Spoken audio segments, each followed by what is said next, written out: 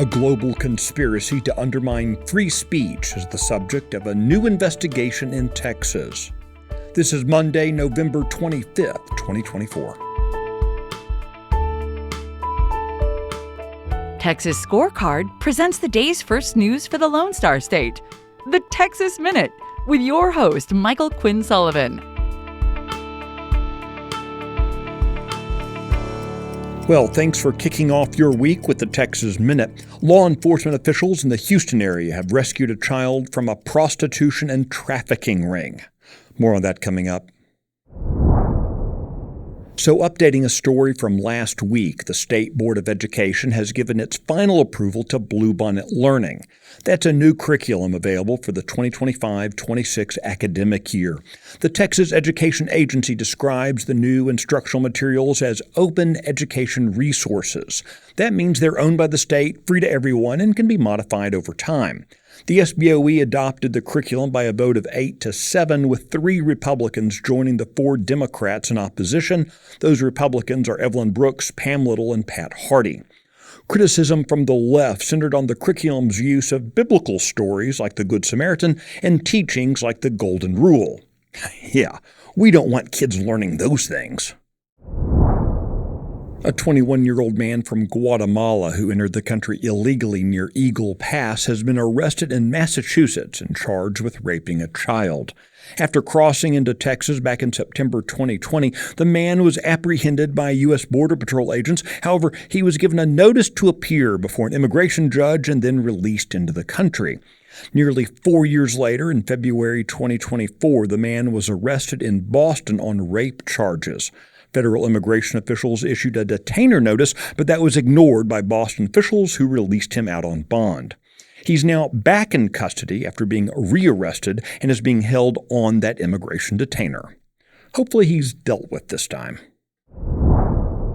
A 3-day investigation in Montgomery County resulted in rescuing a child from a trafficking ring. Operation Safe Haven also saw numerous arrests associated with prostitution, child trafficking, and drug offenses. Information on the victimized child who was rescued has been withheld for obvious reasons. The Houston area has long been known as a hot spot for human trafficking.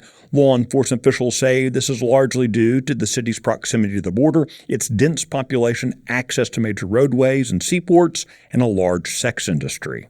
In 2016, the greater Houston area accounted for 41.6% of all human trafficking tips reported in Texas. As of 2020, Texas ranks second in the nation for human trafficking, trailing only California. The Texas Minute will be right back. The media has an agenda, and having seen behind the curtain, I can tell you it's not what's in your best interests. That's why I started the Salo Storm podcast every weekday. Real talk for real Texans. The Salo Storm podcast, available wherever you get your podcasts. Attorney General Ken Paxton has announced an investigation into a potential anti-competitive scheme involving advertising companies coordinating to withhold ad revenue from certain social media platforms that adhere to First Amendment principles. The investigation centers on the World Federation of Advertisers. At issue is an alleged conspiracy to suppress advertising on platforms, specifically X, that are deemed undesirable by left-wing interest groups. According to Paxton, such a coordinated effort could harm market competition and violate state law. And while companies have the right to choose where and when they place ads, the Attorney General is arguing that a collective effort to block advertising from particular platforms could distort competition, limit opportunities for advertisers, and restrict free enterprise. You can find the details of all the stories mentioned today and keep up with the latest news by visiting TexasScorecard.com.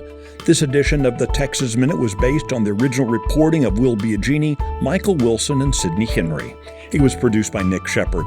I look forward to seeing you out around the Lone Star State. Have a great Monday. Thanks for listening to the first news of the day for the Lone Star State. This has been the Texas Minute with your host, Michael Quinn Sullivan.